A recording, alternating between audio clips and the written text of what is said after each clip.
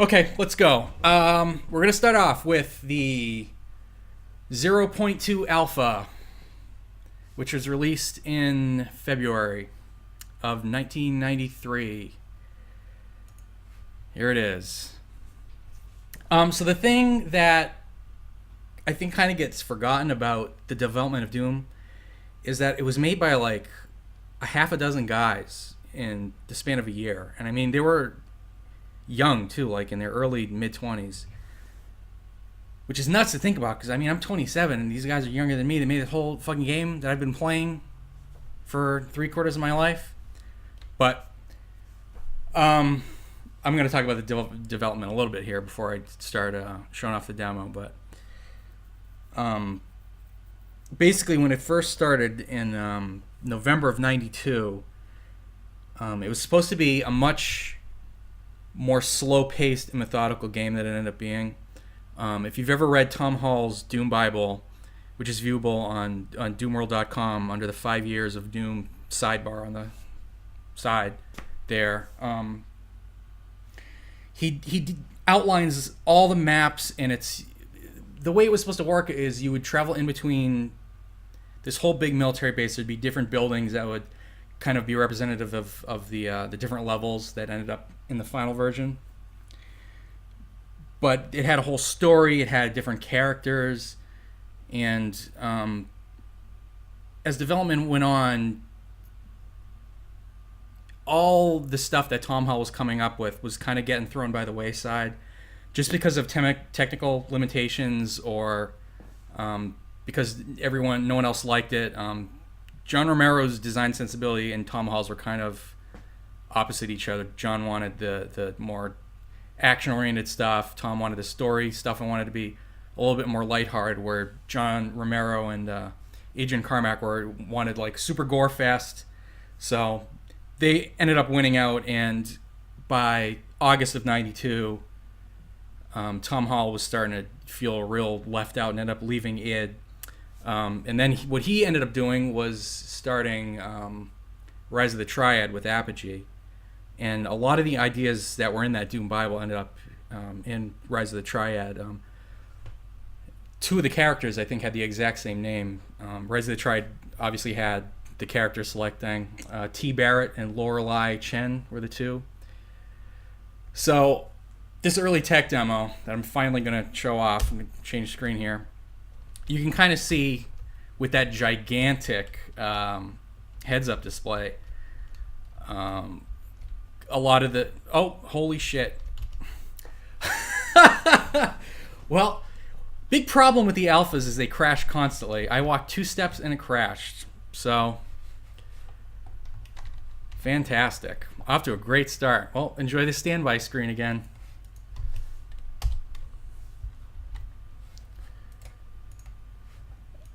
Man, that's fucking sucks. Normally crashes the desktop, but that just completely went out there. I've got to run DOSBox and get the thing back up. There's not a whole lot to show off here. It's mostly that heads-up display. You can see all the different weapons on the right side. It's not functional. It's just a placeholder graphic. But you also see stuff like a little chat box in the bottom left. That stuff, it says Captain's Hand and Sandwich and Heart of Lothar. Those are going to be all different sorts of items you could pick up. And the Captain's Hand in particular was, I think, like a key. You'd pick up the hand and you'd scan it in a door scanner thingy. I hope this doesn't crash again. So this is basically like the splash screen said, it's a test demo. It's not really supposed to demonstrate any gameplay. It's just one room basically, with one ceiling height, one floor height. Well, I guess the ceiling height and the floor height the same thing in this case. But you see the sprites are already pretty far along. You get the Baron of Hell, which is originally known as the Bruiser Brother. And you got the Imp, which was originally known as the Demon Trooper. See, he looks a little bit different. He has his orange eyes instead of red. And then the Pinky, where the hell I saw him earlier. Where was he? Anyway, pinkies are known. There he is. Pinkies are known as demon sergeants in the Bible. So you can see right off the bat, not a whole lot of this ended up in the final. I mean, the wall textures and stuff, and well, all the graphics really, except the gun and the HUD, ended up in it. But it's clearly totally different direction. I mean, there's nothing else to show off. That's it. So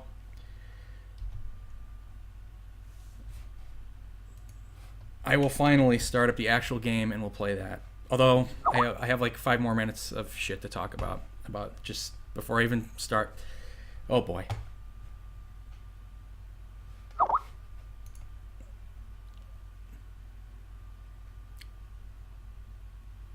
Did I leave the standby screen up the whole time? Incredible.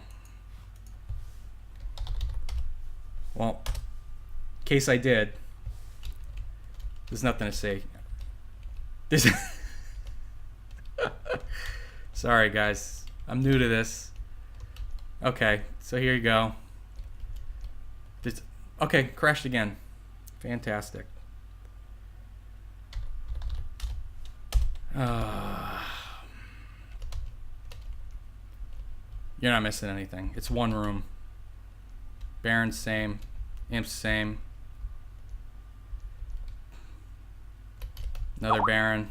Same. Who the fuck is Skyping me? Stop doing that. Whoever's doing that. There's Demon. Demon's the same. Okay? Holy shit. Alright, so that's it. At this point, I will now play the game in a second.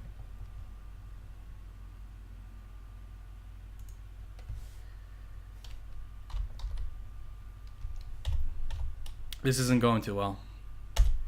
This is not going well.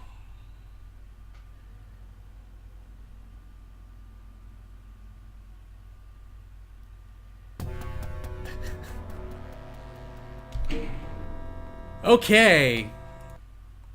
Here we are. Knee deep in the dead. And I gotta get my headphones on.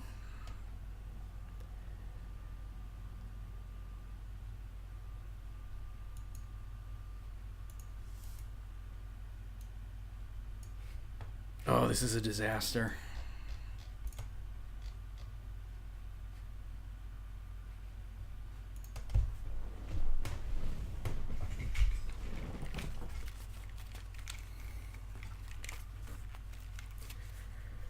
Okay.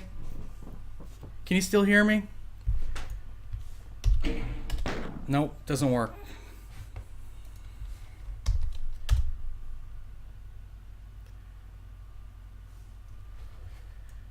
Oh Jesus. I gotta get used to switching between all these different windows and stuff.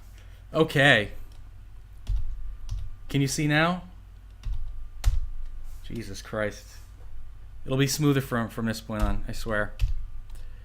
So we're gonna do ultraviolence as I always do. Before I start though, I have to talk about E1M1 a little bit. Because we're not gonna see E1M1 in the alphas. So this was actually the last map of episode 1 to be built. And it's interesting because a few years back, John Romero posted a video on YouTube of a camcorder video that someone had recorded. Someone who visited the ID offices in pretty close to release. It would have probably been in October or November of '93. And you can see an early version of E1M1. So if you go to YouTube and look up, I think it's just called A Visit to the ID Offices, you can see about a half-hour video of John Romero playing the first 3 maps of episode 1. It's kind of cool. And it's the only glimpse I think we've seen into the early development of E1M1. So I won't be talking about how the maps change when I'm playing the game for the other maps, because I'm going to save that for when I'm doing the alpha. But yeah, all right, let's finally fucking play this game. I'm so sorry.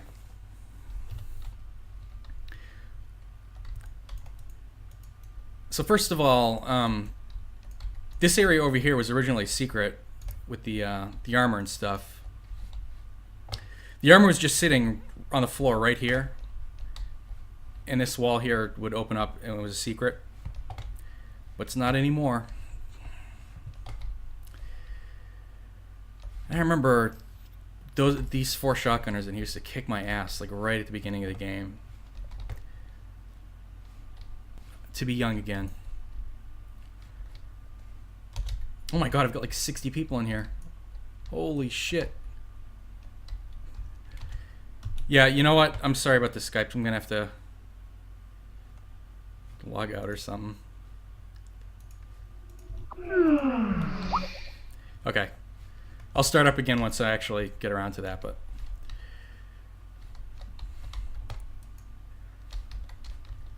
this was actually the last room in this map to be added. If you watch that Visit to Id video, this was originally just a brown-ass hallway leading all the way over here.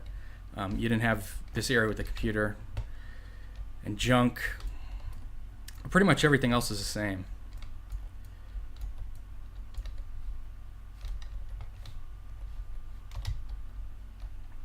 I guess I should maybe talk about what the items do and stuff. I think probably everyone watching this knows about Doom, but just in case. So this is the Mega Armor. I picked up the green security armor earlier. The green armor will protect you from 1/3 of damage you take until it wears out, and the Mega Armor protects from 1/2 of damage. Here's some barrels used for early jibbing, and it is pronounced jib, not gib. In Doom, when you kill an enemy and it ends up with negative its original health, so sorry, I gotta talk now. Say the zombie man has 20 health.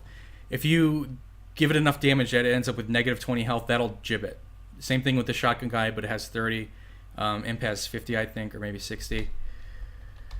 So yeah, that's the whole level, pretty much.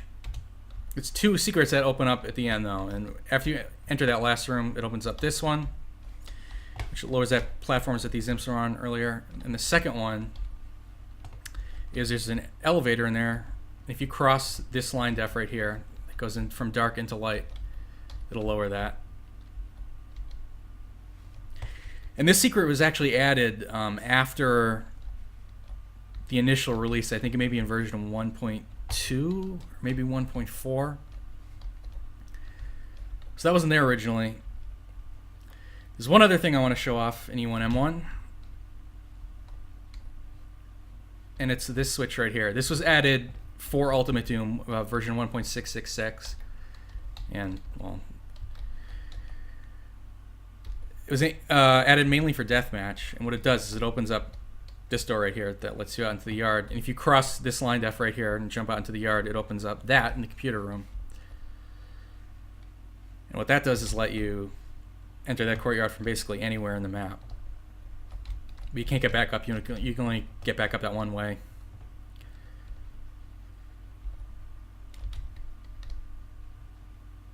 So that's it. Hooray! And shit, what do I might just catch up on the chat between levels or something. All right.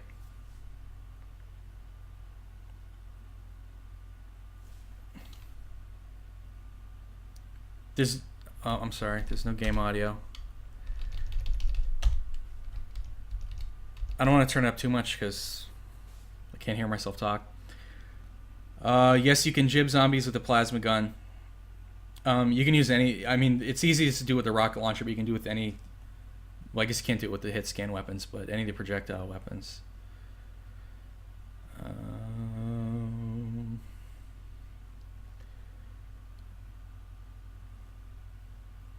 Can you guys let me know if you can hear it now? Now I'm worried.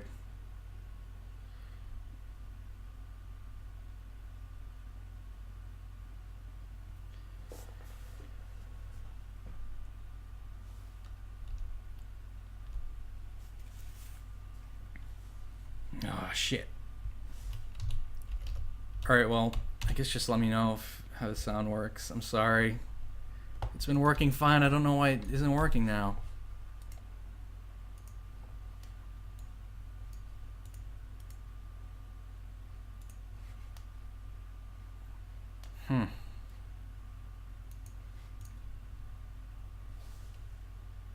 Alright.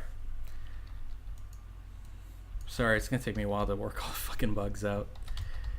Alright, so the Z2M2 nuclear plant. This is actually the earliest John Romero level, and I think by extension that would make it the earliest episode 1 level. This appears in every version of the alpha that we know of, and also the press release beta. So this switch opens up a secret area that I'll get to in a second. What the fuck? You guys seriously can't hear? Alright, I think we're back in business. Oh, holy shit. Thank you so much for sticking with me. Oh, I don't know. I must have tried every fucking option and nothing seemed to work until right now. Oh, I'm just gonna skip to this. And we're gonna start E1M2 over again. Yay! Alright, I think we're back. Oh, turn my laptop off. Okay. So as I was saying before I was so rudely interrupted, E1M2 is the oldest, found in the earliest versions of the alphas. I can hear, you guys can hear, we're all good, I think. Unless you can't hear, then we're having a fucking problem again. Oh, I'm so glad it worked. You know, it's incredible. I've been doing this all week and it's been working perfectly. And then the time I actually need it to work, it doesn't. Oh well, we're back in business. So I already went all up in here.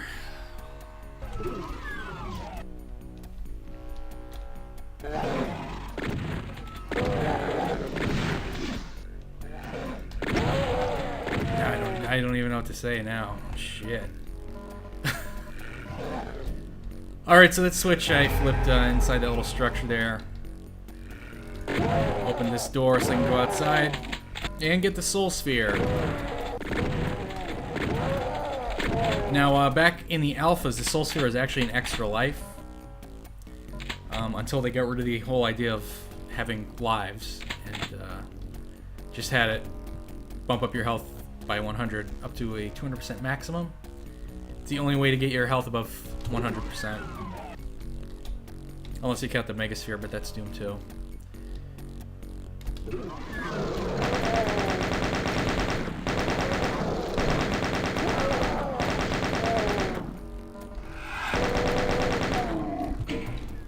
And I think this is probably one of the less interesting of the episode 1 maps. And I think a lot of that has to do with the fact that it is the earliest. Oh, it's buffering. Oh boy.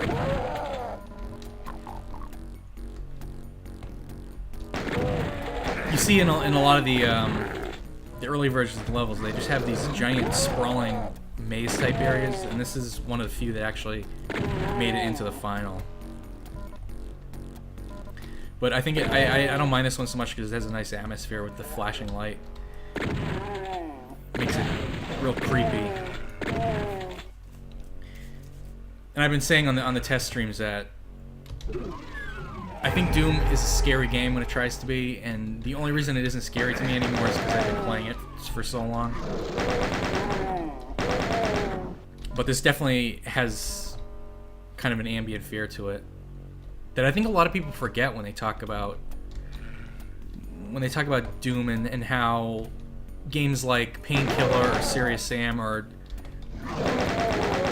closer to Doom than most other modern first-person shooters, and I just don't see it because you do see it a little bit later in Doom 2 that kind of arena type combat, but Doom 1 is a lot more exploration based. You don't have a ton of instances where you've got a whole hell of a lot of monsters bearing down on you at once. especially in episode 1.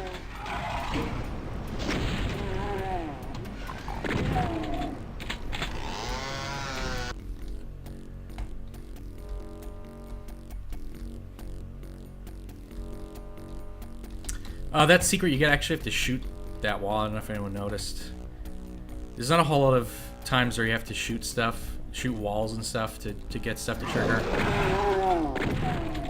In Doom, what happens every once in a while, the most infamous time being the start door in map 18 of Doom 2. The only Doom, and I think, oh Jesus Christ, the only door, and I think all of the first 2 games you have to shoot to open. So if you don't know how to do that, it doesn't work. And I think the shootable switches and stuff only work with hit scan, maybe rockets. I don't think they work with cells. I might have that backwards though. I know they don't work with some kind of weapon.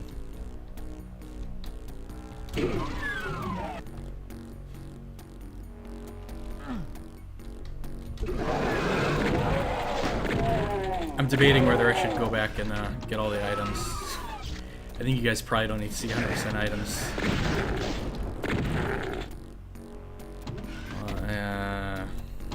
Fuck it. I'm gonna try and get 100% secrets though, but I'm not gonna bother getting 100% kills and items because that's just gonna be boring to watch, I think. Alright, so this is E1M3, one of my favorites.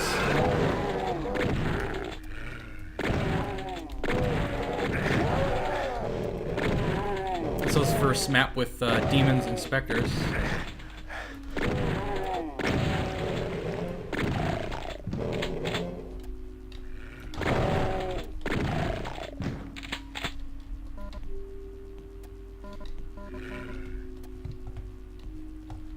I like to clear out this first area because there's always one guy left behind. So this is one of the few pools of nukage that you can actually fall into and not get out of. It's hard to fall in there by accident though. So this is John Romero's self-professed famous favorite barrel. For the reason I just did not a great job of showing off. It's because you run in there and all the monsters around swarm towards that barrel and you can kill a pretty good chunk of them. The one barrel. This is kind of a secret little window that overlooks the area right before the secret exit, but I'm jumping ahead. Not doing too... Oh, fuck. Not doing too good.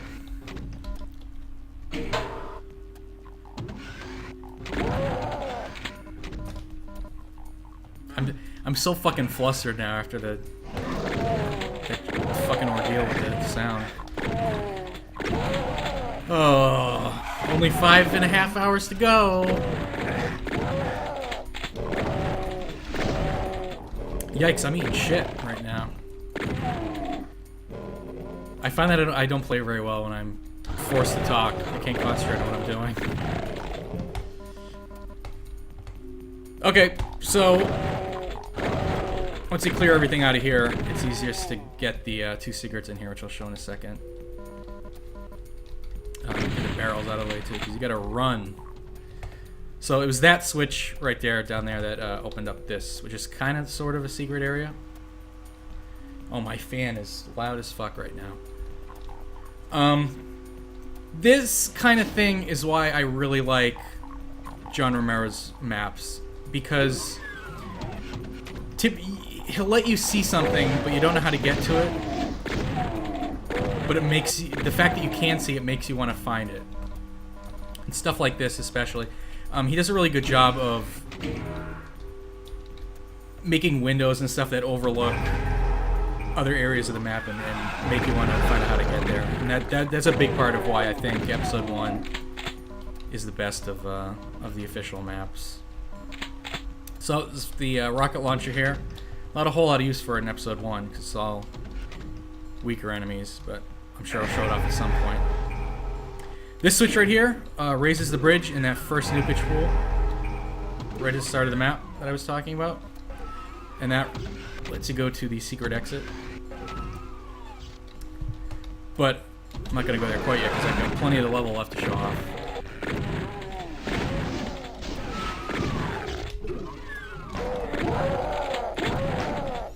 Also, another great thing about Romero's maps is he lets you go outside. And that's something going to the alphas, and I'll talk about that once I play them, but there's almost no outdoor areas, mostly because they weren't even supported yet in the alphas. Actually, I got that fucking chainsaw. I should probably use that at some point. Oh well.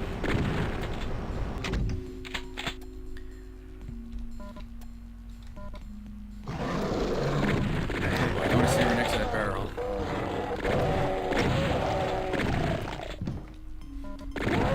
And here's one of just the greatest traps in all of Doom history. Yeah. Lights turn off, you get swarmed by imps.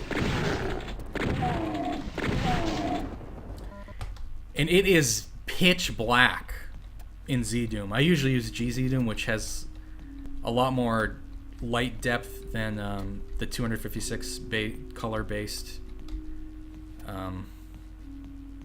source ports do. So in the lower skill levels, there's a lamp here that you can see, and it leads you to the exit. On Ultraviolence, it's not there.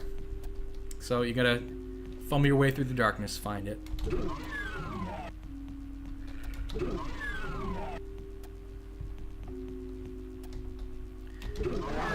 Hey, is the game sound loud enough now? I didn't want to make it too loud so you could hear my voice over it, because I know you all want to hear my voice. So this leads to the regular exit. There's no reason to go here, I'm just showing it off because I want to show everything, basically. But I mean, once you open up the secret bridge thingy, there's no reason to come over to this half of the level at all.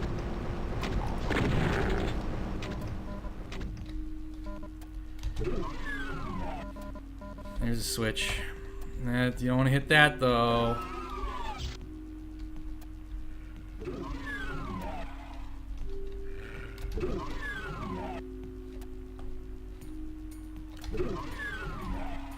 Oh, and the other cool thing about this bridge is there's a line def that crosses from this corner to this corner.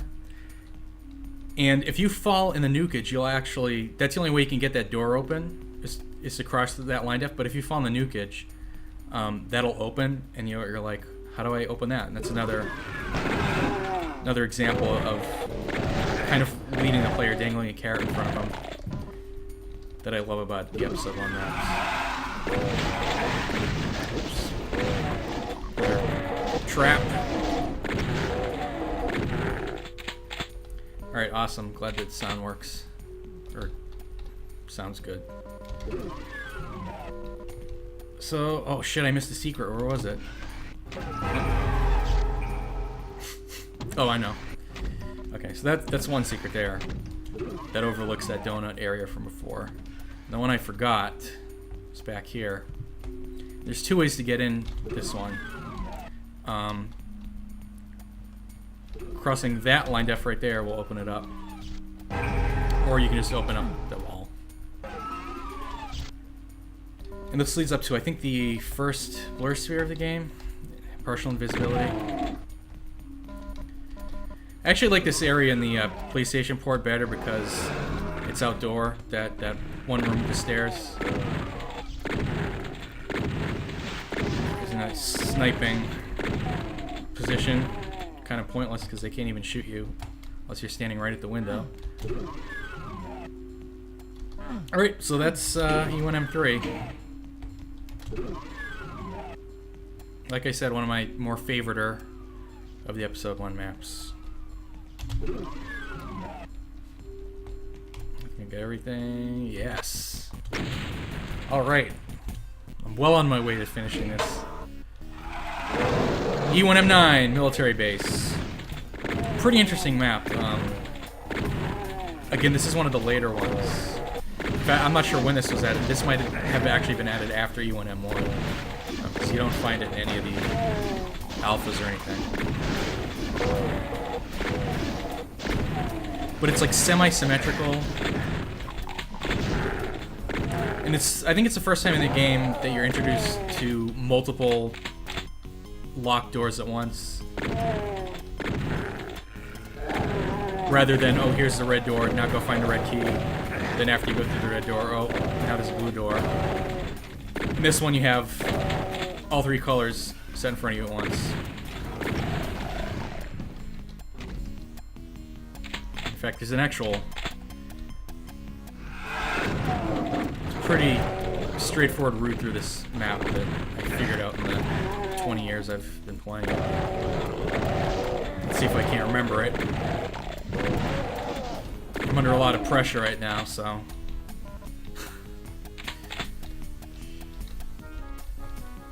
So I got the yellow key, yep. Here's one of the few teleporters in episode 1, and it's a one-way, you can't even use it, it's only for monsters.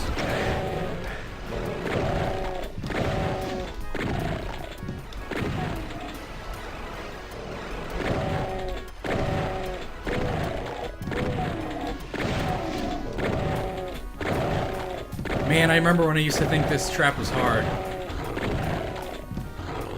Don't worry, anyone who's craving me doing really badly and screaming at the screen like I used to in my old LPs, there's still all of episode 4. Which is gonna be just murder. Alright, so I think you just go straight across after you get the yellow key and the doors over here. Oh. Another semi-secret area here. Oh, another thing I was just reminded of the PlayStation port was, PlayStation Doom is a combination of the Doom 1 and 2 levels. And what they did was, in the Doom 1 levels, they put a bunch of Doom 2 enemies, like, just completely randomly. Like, in that secret tunnel in E1M1, there's a pain elemental in that for some fucking reason. And there was some in that room back there. That's why I was right. Yeah, that barrel's there. If you remember to shoot that, it's helpful. But I forgot. So we can get this one. Yay. So much fun. Wow.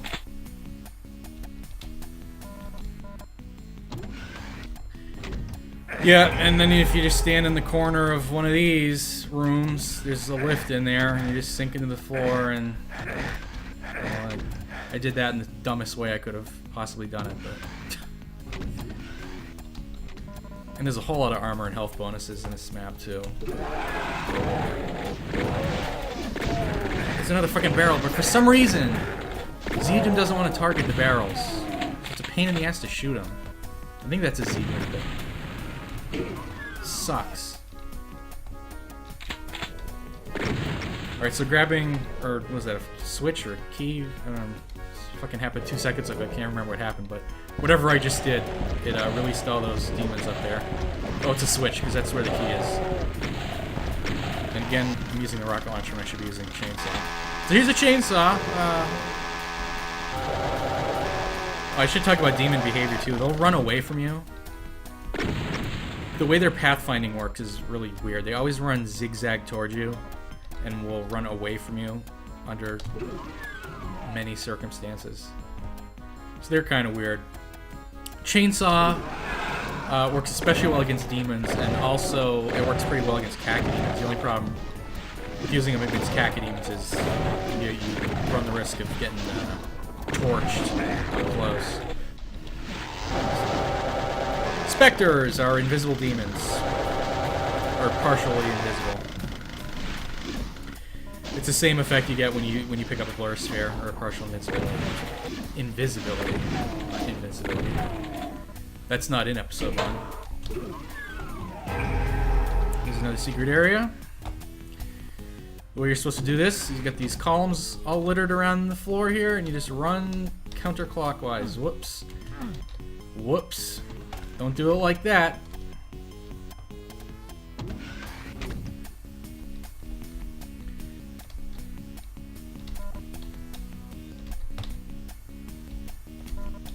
There we go. Well, I don't need that chainsaw because I already got one, but...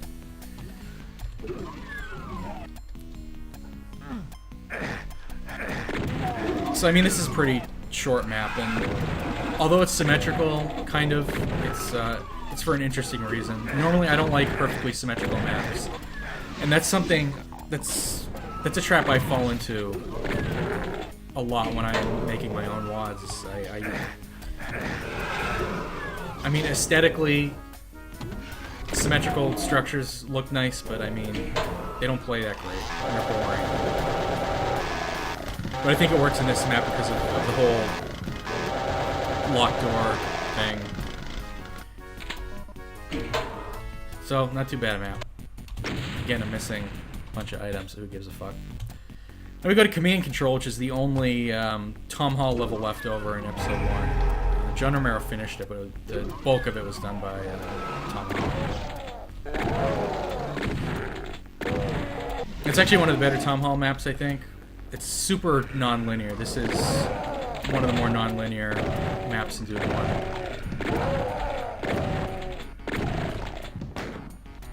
The reason being, we can get rid of some of these guys first. You basically got 3 paths you can go up to reach the blue key area. This is one of them. Small. That's the smallest and easiest. There's this one over here. It's a nice demonstration of the chain reaction of barrels. You shouldn't get too often in the games because you don't see a ton of barrels chained together like that too often. Like map 23 of Doom 2 is based entirely around that concept though, so. Although, again, well, I haven't gotten to Sandy Peterson levels, but that's a great example of the Sandy Peterson level that looks like complete shit, but I think it's pretty fun to play. But that's a whole nother game. Alright, this switch raises this elevator. The problem is it only works one time, so if you miss it, you can't get this soul sphere up here. And you don't want to miss it. Ooh. Tricky bastard. What the fuck? Getting shot by zombie man.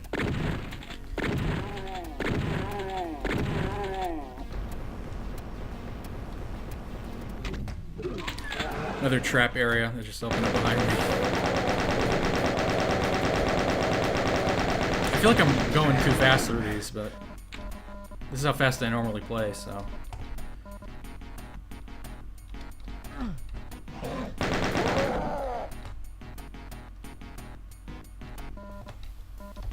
These paths just look out over this starting area here. There's really no point to them. Did I get that secret? Oh, yeah. Sorry. I'm talking to myself as much as I'm talking to you guys, so. Pardon me if I ramble at any point. Alright, so. That's one path out. That's the other, and then the other one's over there. So they all lead here.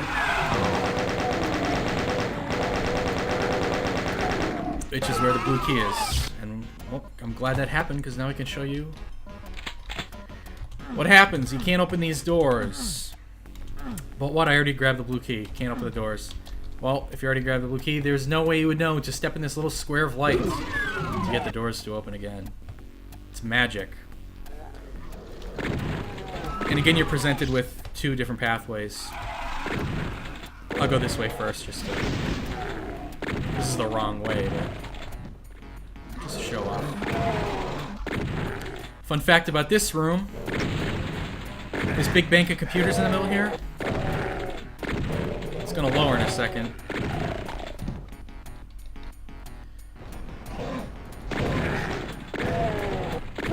And you can see it is shaped like not a swastika. Well, originally, up until version 1.4, that was shaped like a swastika. Or technically a manji, because it wasn't at a 45-degree angle. But that was a reference to Wolfenstein 3D, which was its previous game. Not because the mappers are Satanists or Nazis or whatever. That's why it was removed. Because people thought they were. And here's another one of those maze-type areas I did get left in. pretty small though, so I don't mind it too much.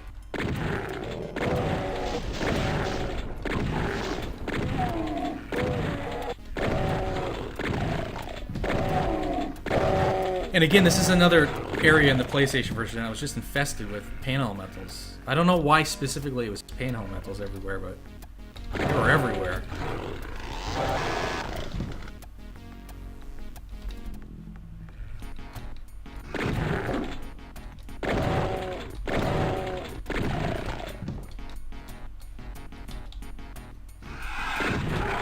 Yeah, I mean it's just a matter of going down every dead end to get all the fucking items. It's kind of a pain. Because they'll stick one at the end of every hall.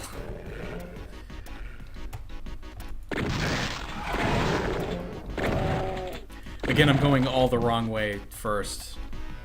Just to show it off. It's not very interesting.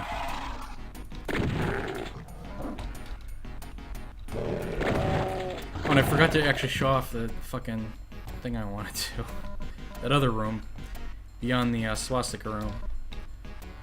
So. I won't flip that switch. Oh, I did show this off. What the fuck am I talking about? Okay, so. That floor is different looking. That's because it's a bridge. Flip the switch here. I don't know where these shotgun guys came from. And that raises the bridge. And now you can exit. That's it. Oh, I'm blazing through this. Whew! Take a little 2-minute break here to check on the chat and stuff, I guess.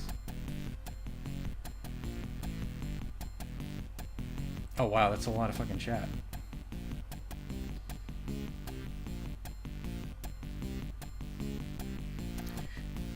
Maybe I won't read the chat. There's too much of it. Wow.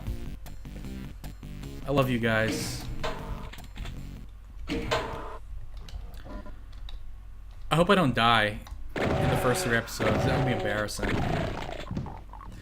Alright, so E1M5 is another pretty late edition. You can actually watch John Romero playing Deathmatch with Sean Green in that A Visit to Id video that I was talking about before everything went to shit earlier.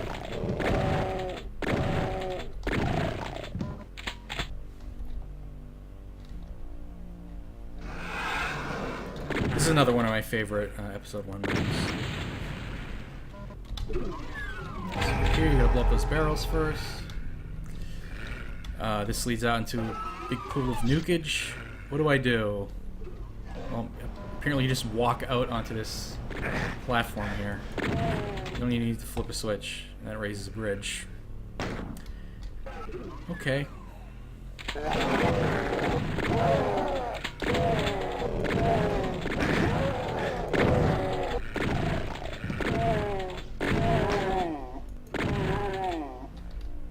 Wow, I thought I was gonna have way more to talk about. Damn.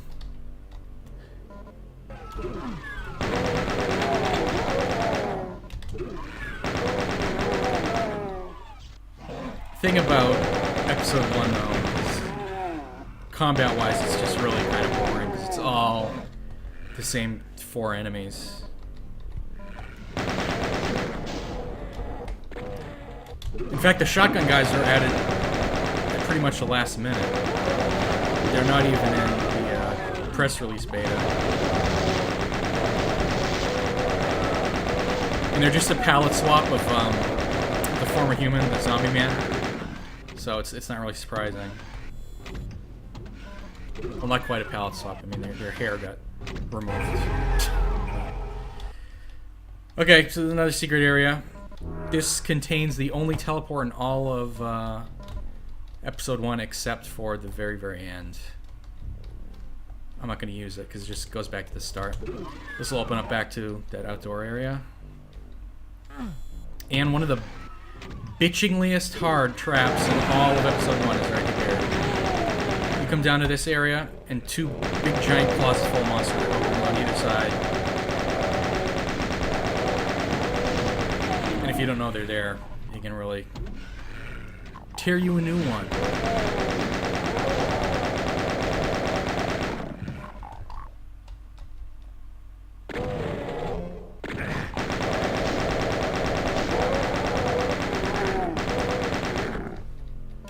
More secrets. So this is what I mean. Well, oh shit! You can't actually see the soul sphere. Oh. Well, shame on me then. I thought you'd be able to see the soul sphere from inside. And say, how do I get to that? But nope. Lots of traps.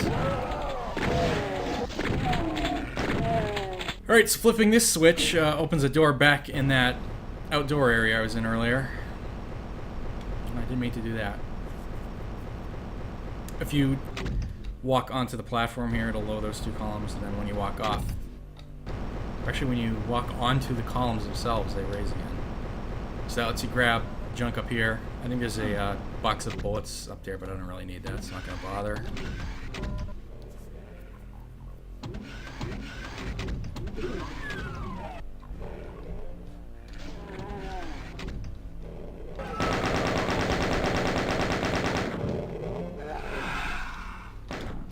This is where the yellow key was, in case that wasn't obvious. The thing I like about this level is how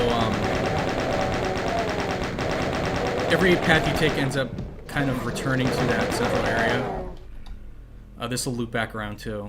I don't want to go there quite yet, because there's another secret. I don't love secrets that have no indication that they're there, like this one. I mean, I guess... No, I don't know. It's not even misaligned until you open it. This is kind of a boring hallway, though.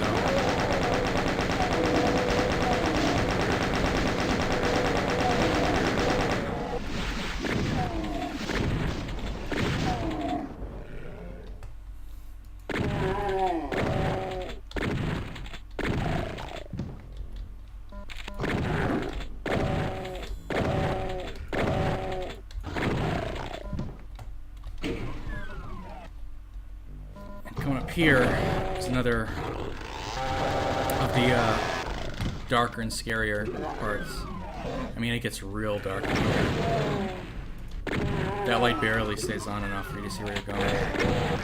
And this place is lousy with shotgun guns and barrels. So this can really fuck you up over here if you don't know what you're doing.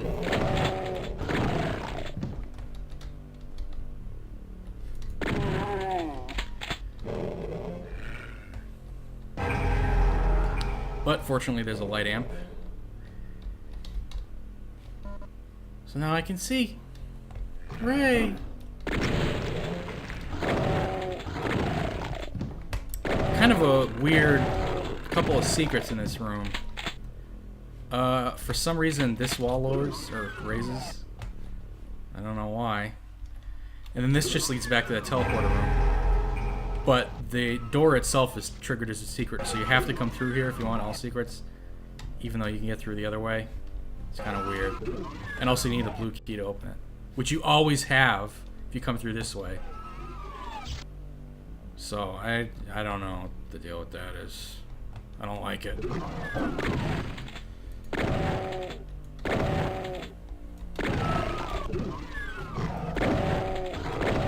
Again, I don't know why I'm using shotgun. And that's everything. Holy shit, we're almost done. Damn close to it, anyway. E1M6, another great map. I mean, shit, I can't say enough good things about episode 1. It's damn near perfect. I mean, all joking aside, it's fan-fucking-tastic. Oops.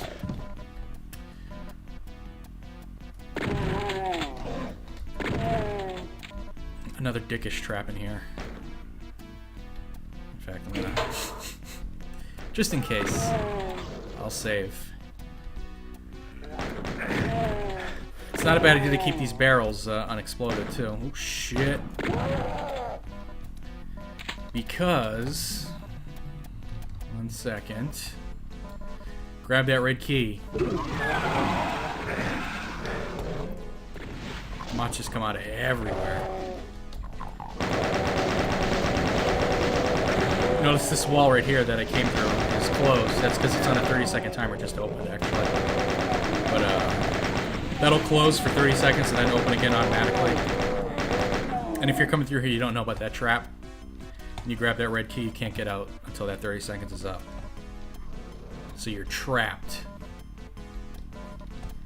And it kind of sucks if you clear out the room in less than 30 seconds and have to wait for it to open, but... that same tag was used to a really bizarre effect in map 27 of Doom 2, where a door on the opposite side of the map where you started was open for the first 30 seconds of the map. And there's a secret area behind it, and that was the only way to get to that secret area, was in the first 30 seconds. Real weird.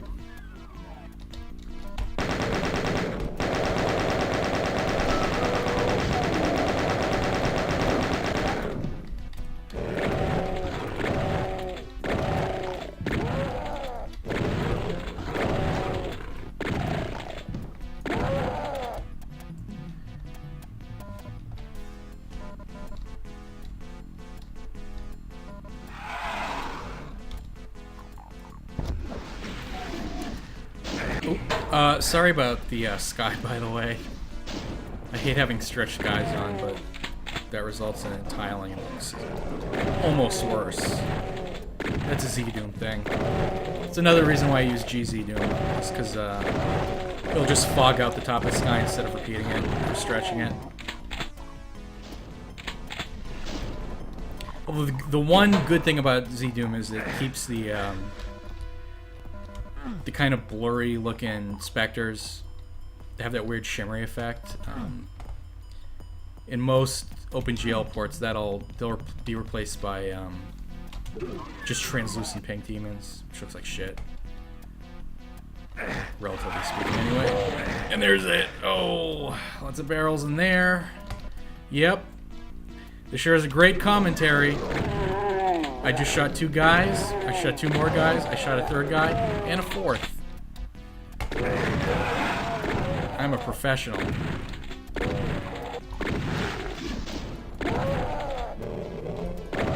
I think to actually grab the key for that room to open. Learn something new every day. That's a blue key. I don't know why I said that, it's obviously the blue key. 2 secrets down here if you fall down in here. First, I want to grab that rad suit, though. That's not one of them, by the way. This is a little silly if you're... You know, if you're dumb enough to fall in this by accident, you get rewarded with a soul sphere and a mega armor. What the fuck's that? Jesus Christ, it's basically every fucking power-up in the game in here.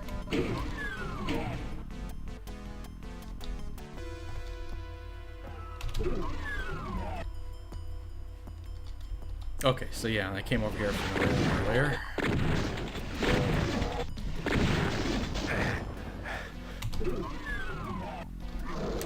This is kind of a maze, but not really. Kind of, sorta. But at least this one keeps it interesting with those cross-shaped bridges across the slime.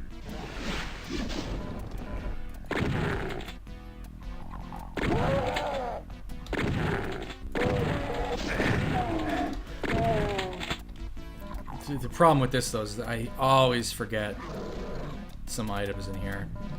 There will always be, like, one health or armor bonus that's still lying around. Alright, so that switch opened up the door elsewhere. Over here. This lets me grab the yellow key. And normally, you would go back this way and get ambushed.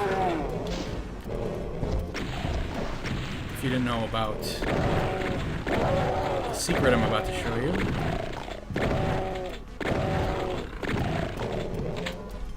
Yeah, there's a lot of shit here, damn.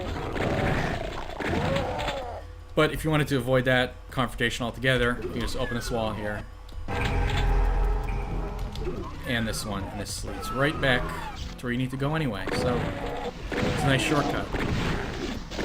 You can also go up the other way, open that wall, and if you have the blue key, you can just open that, grab it that way.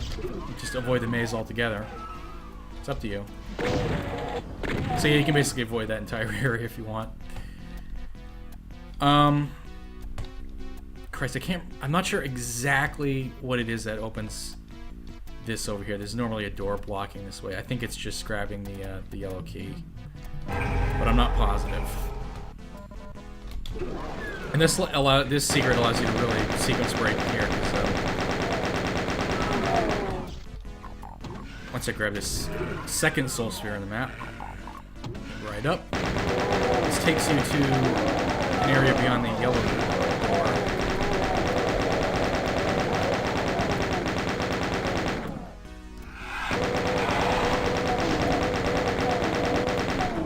Well, I won't flip that quite yet.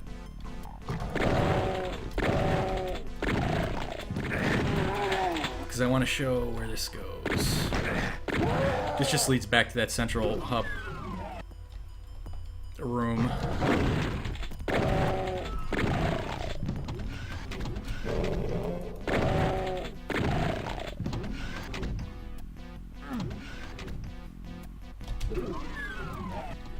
Yeah, they'll just go to the same place, so.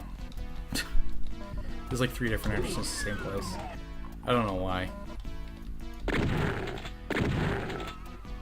Okay, so that door right there, can't get in there normally. That's what that switch is for. This is one of the few outdoor areas you can't get to. Get on that side, that's where we came in.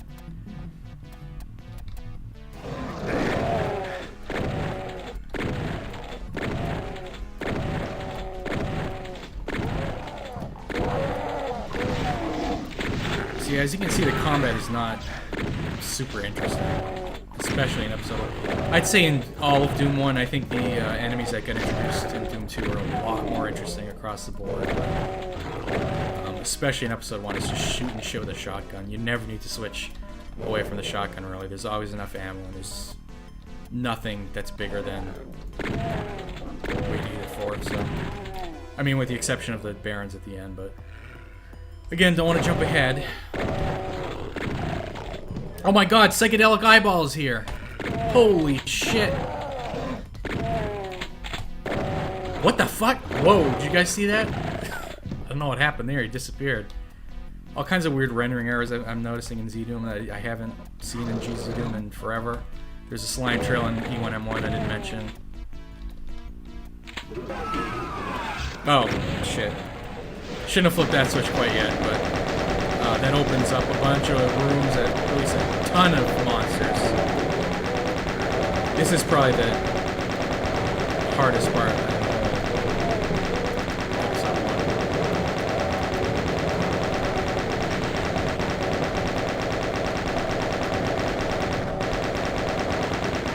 Psychedelic Eyeball is like an LP Grandmaster.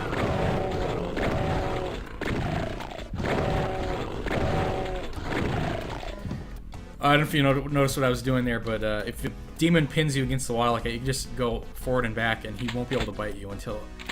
They can only bite when they are completely touching you, is with no extra space. So this is funny. There's a specter stuck in the wall right here. That happens if you place a monster too close to the wall in the editor. And, shit, is that it? Yeah, pretty much. Damn, I'm blazing through this shit.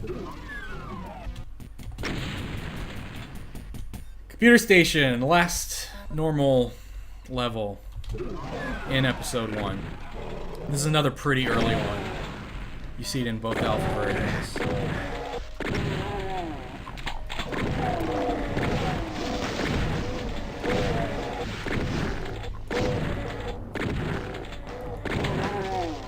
This one's alright too. You know, it's not very interesting saying every single map is great, but it's true in this case. I really like the way these new contrivers run through the entire level and they're all interconnected.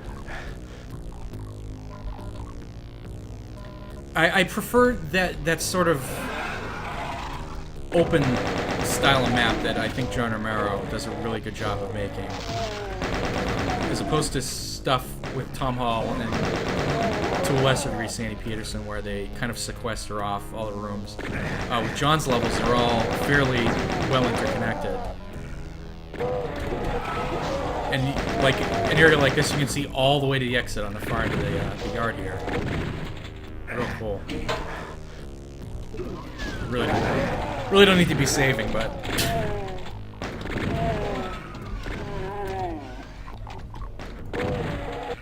I'd prefer the embarrassing saving to if I do die and having to restart like 3 levels back, because I already had a half-hour-long fuck-up stream so far, so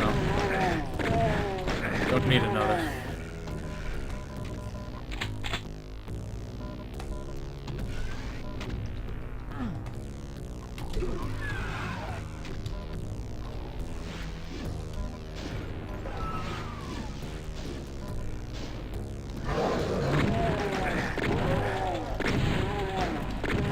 Here's where we start to see the level open up a little bit. Well, actually, I won't show that off quite yet. But there's 2 ways you can go here. This just leads up to a computer area, which seemingly has nothing, but it hides a dark secret. So fucking weird. Don't know why I blew up that barrel. So, there's nothing up here, right? Well, we'll come back in a little bit.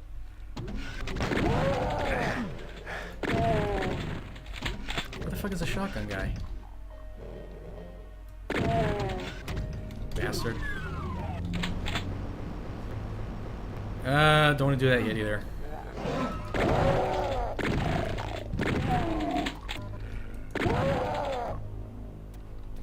Whoops. That's not where I thought it went. That's where I thought I was going.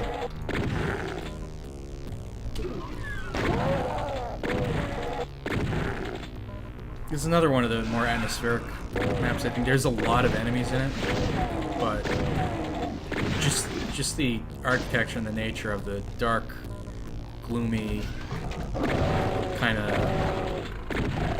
I don't know, kind of a sewery. Well, I think this is close as Doom 1 gets to having a sewer. Doom 2 has a few more.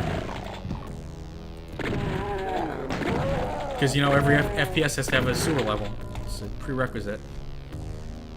Oh, and this is, again, another example of being able to see other parts of the map. You know you gotta get down there to get the blue key.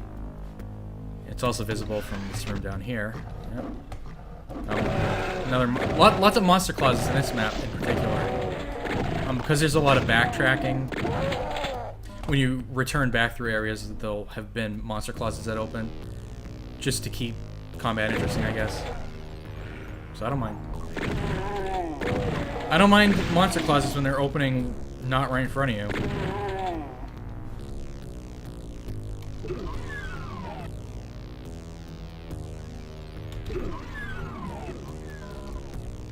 It kind of sucks that I killed those imps already, but... Oh, there's another one. And in fact, there's so many monster closets in this map, there's actually a secret in one of them.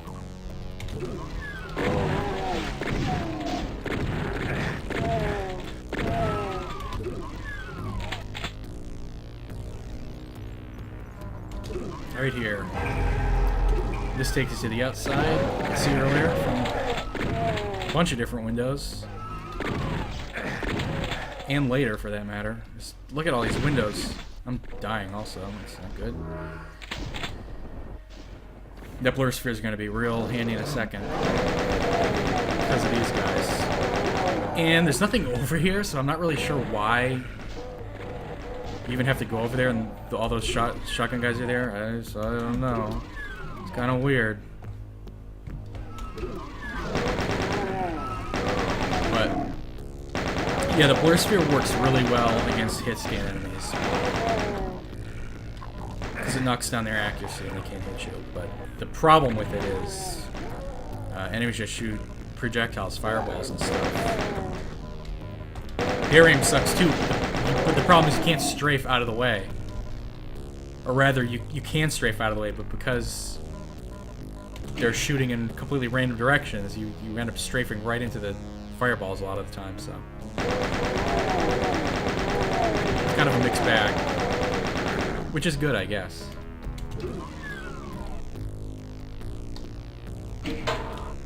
Oh, I missed a ton of secrets. Oh, I missed that whole thing with the column. Shame on me. So you get this column, right? That lowered when you enter the area, and you can ride back up it too. Wow. There's one lone armor bonus over here. I have no idea why that's there. It's a real bitch.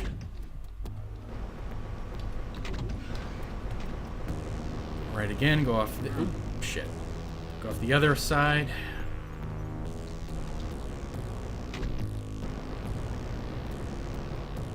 There you go, the map. Jump on this thing, and then a little bridge raises just in case you couldn't hop that 2 feet. Another kind of weird thing. Go up here. I didn't know what this switch did for ages, but I'll show you in a second. That's an unmarked secret, so I didn't know about that for years either. And that's it. This takes you all the way back pretty much to the beginning. Oh yeah, and one thing I wanted to show you. That switch down the nukage there. Now there's the chainsaw. In case you didn't grab one in the last 6 levels. Okay. Oh, yeah, so that's it. That's the whole map. Wow.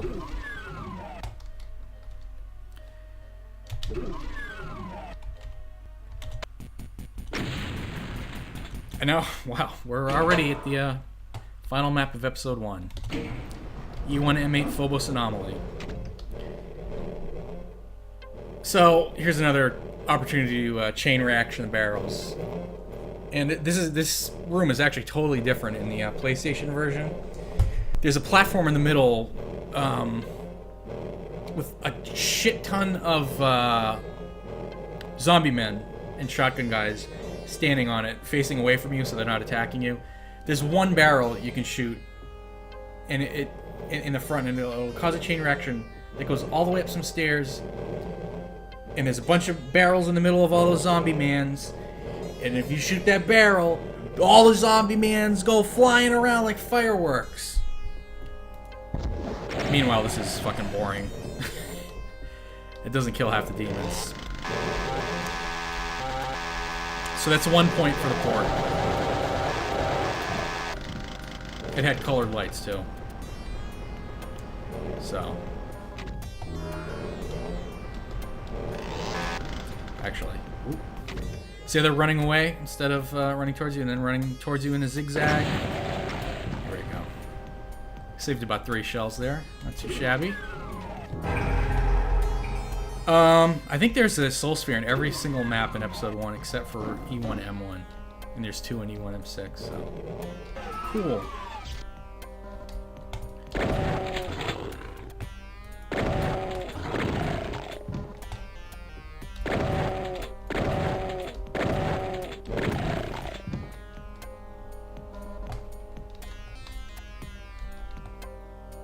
And oh, I love the music in this map. It used to scare the shit out of me, this map.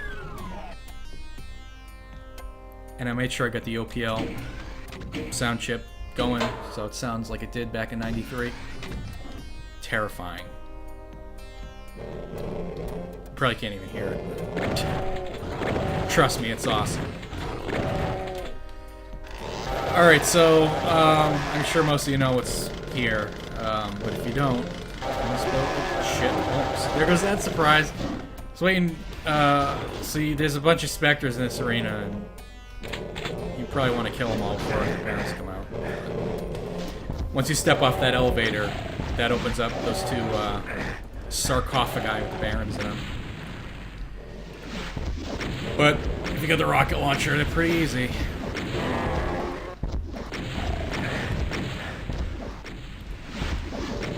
Wow. That's it. Well, that was anticlimactic. Also, in case it's not obvious, this whole arena is shaped like a big star. Isn't that cool? Wow. Also, this area is fucking gigantic. Look at how big this room is. Like, I'm not even joking. Like, think about what Wolfenstein 3D looked like, and then think about the rendering power that this took. This gigantic fucking room. That was incredible, you know, back then. Doesn't seem that impressive now, but... And yeah, there's nukage on the ceiling. Wow, so, shit, that's all of episode 1. You step through here, and you get murdered to death. So, I don't know if there's, like, a lore reason for that, but, I don't know if you're supposed to actually die and go to hell, but you don't actually go to hell in the next episode, so it doesn't really make sense. I think it's more just a cliffhanger for... Because it was a shareware episode, you know, you want to see what happens next. So, but do you die? What happens? I don't know. I still don't know. So, once you beat the big badasses and clean out the moon base, you're supposed to win, aren't you? Aren't you? Where's your fat reward and ticket home? What the hell is this? It's not supposed to end this way. It stinks like rotten meat, but looks like Lost Demos base. Looks like you're stuck on the shores of hell. The only way out is through. To continue the Doom experience, play The Shores of Hell and its amazing sequel, Inferno!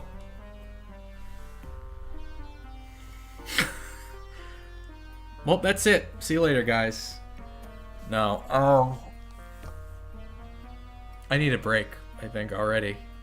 I'll probably do a break between every episode. Before I start with episode 2, I want to show off the alphas. But I need like a fucking break for a minute here. Because, fuck, I blazed through that shit in like half an hour. Or not. I'll check out the chat or something there. There's a lot of chat. It's crazy. There's like 50 people in here. I'm very happy to see that. Yeah, those two barons were known as the Bruiser Brothers back in the Doom Bible. And I think they were just supposed to be boss monsters, but again, as most of you know, the barons end up getting used in a whole bunch of levels in the next 3 episodes.